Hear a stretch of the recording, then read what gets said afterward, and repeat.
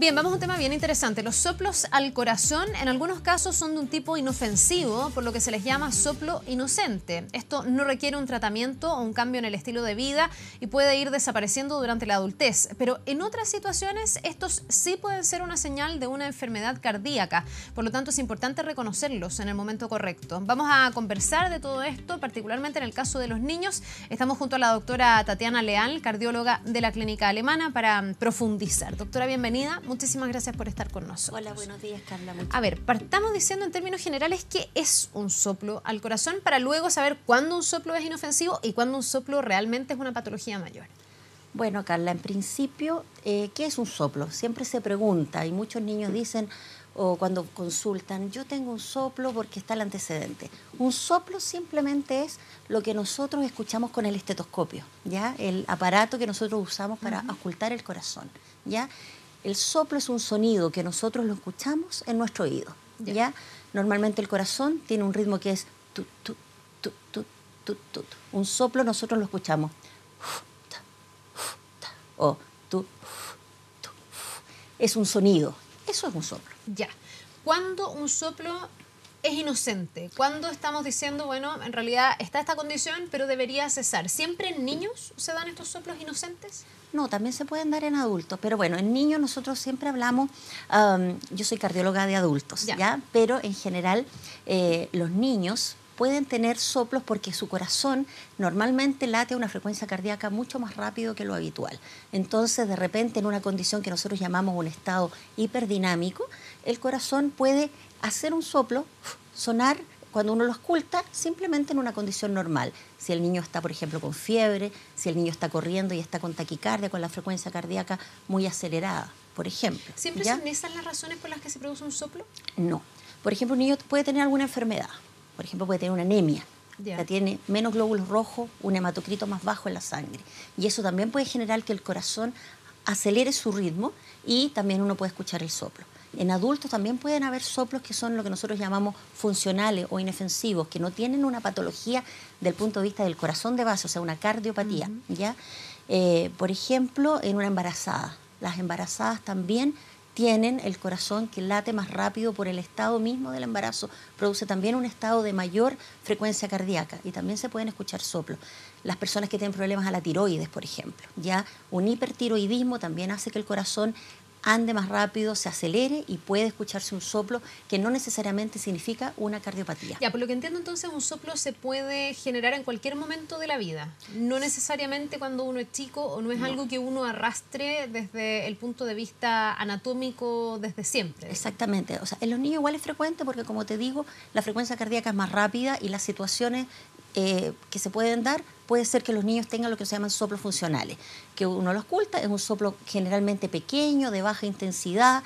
Nosotros hacemos una graduación de los soplos, desde uno que es chiquitito, pequeño, poco, casi inaudible, hasta los grados 6, que son de gran intensidad. Incluso se pueden sentir cuando uno palpa el tórax, por ejemplo, como un frémito que se llama, que es como una vibración que se nota en la palma, ¿ya?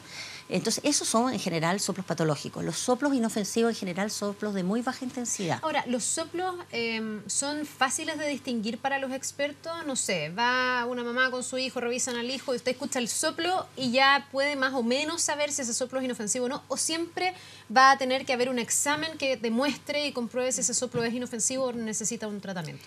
En general, muchas veces los soplos cuando son importantes o cuando son intensos, son fácilmente audibles. Y ahí cualquier persona, incluso que no sea cardiólogo, un médico general, el pediatra general, lo va a escuchar, ¿ya?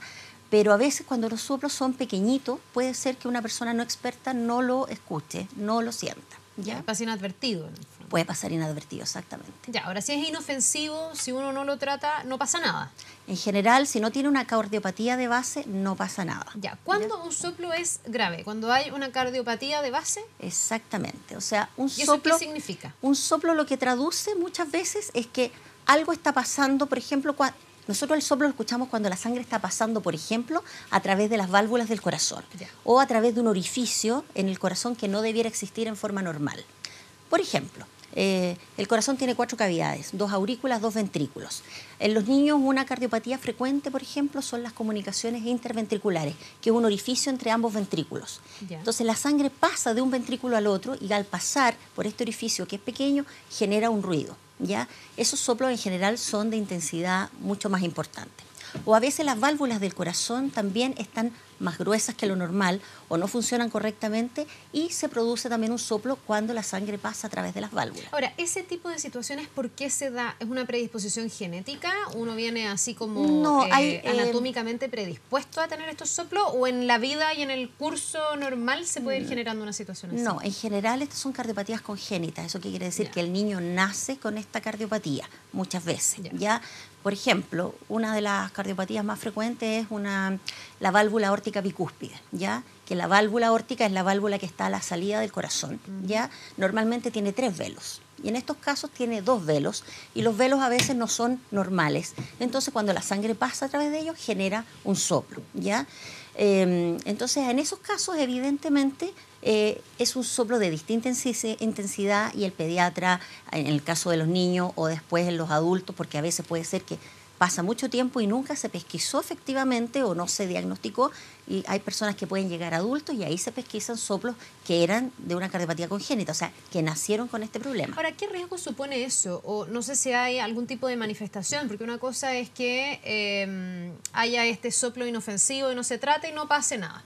Pero en el caso de que sea un soplo que revela una cardiopatía distinta, digamos congénita, de gravedad, y no es pesquisado, significa que hay un riesgo para ese niño, para ese adulto, y podría esto tener alguna manifestación, o sea, al momento de hacer ejercicio, a lo mejor sentirse más cansado, no sé. Lo que pasa es que evidentemente va a depender de la magnitud o el tipo de cardiopatía que uno tenga, ¿ya? O sea, hay niños que evidentemente tienen una cardiopatía, por ejemplo, una estenosis de las válvulas, que son muy importantes y a veces requieren, por ejemplo, una cirugía en la infancia.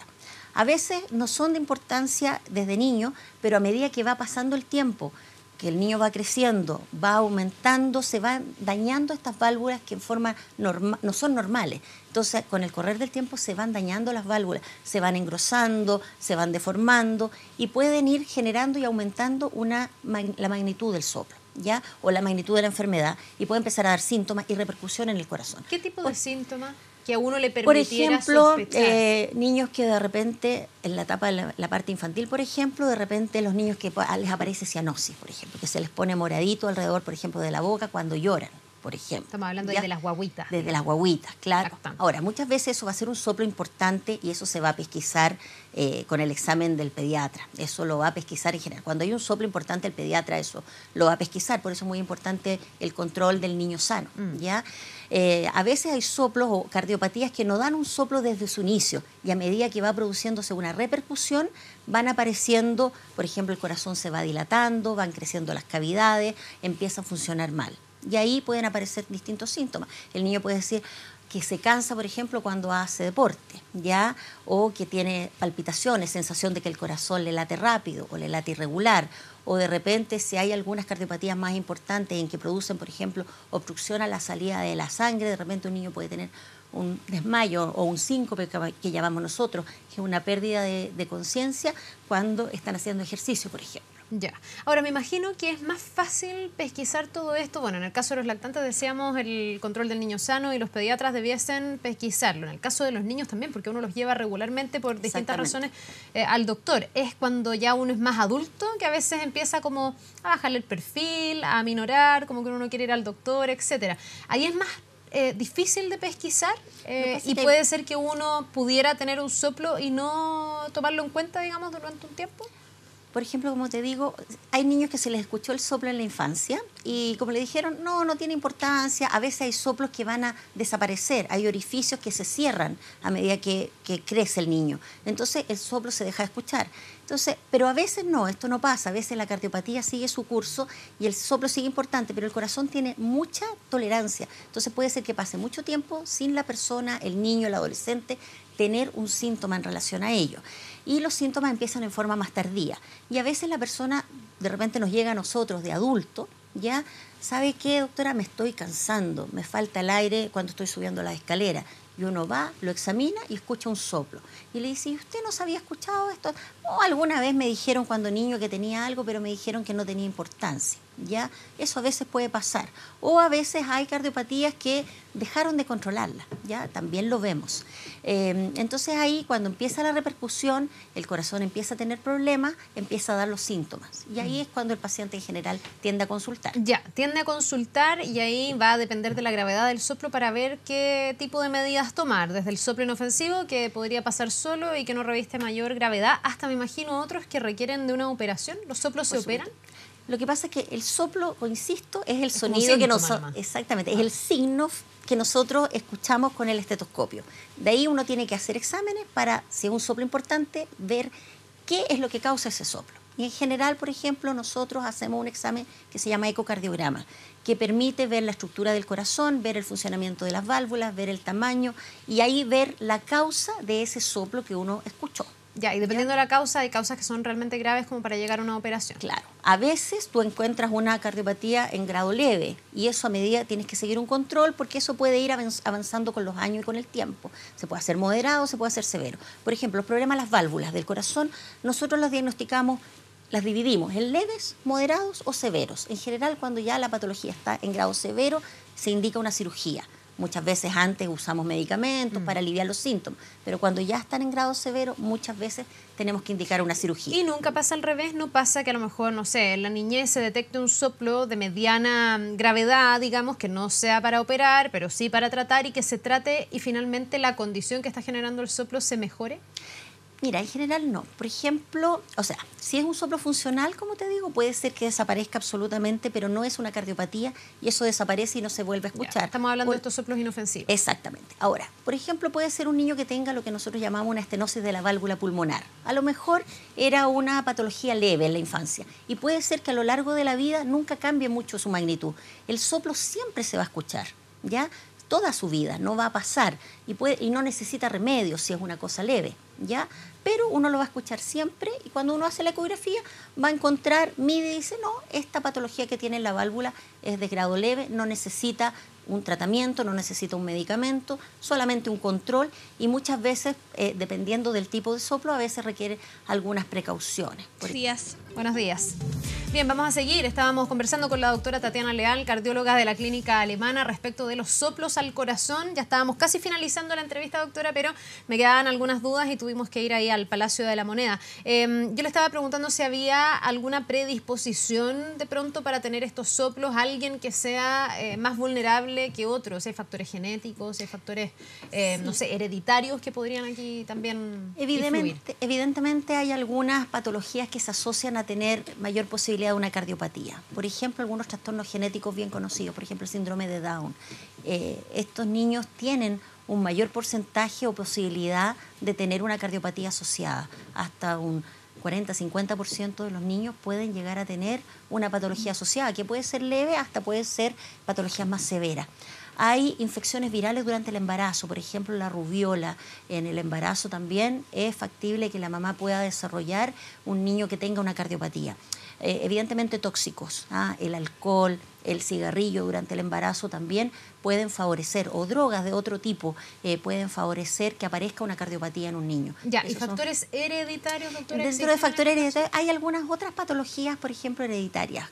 Por ejemplo, hay personas que tienen algunos síndromes que se llaman de hiperlaxitud ligamentosa, por ejemplo, lo que se llama el síndrome de Marfan, que tienen un trastorno genético específico o se asocian muchas veces a valvulopatías de la aorta, patología de la aorta, valvulopatías de la válvula aórtica. También hay, por ejemplo, la miocardiopatía hipertrófica, que es una enfermedad en que el corazón crece.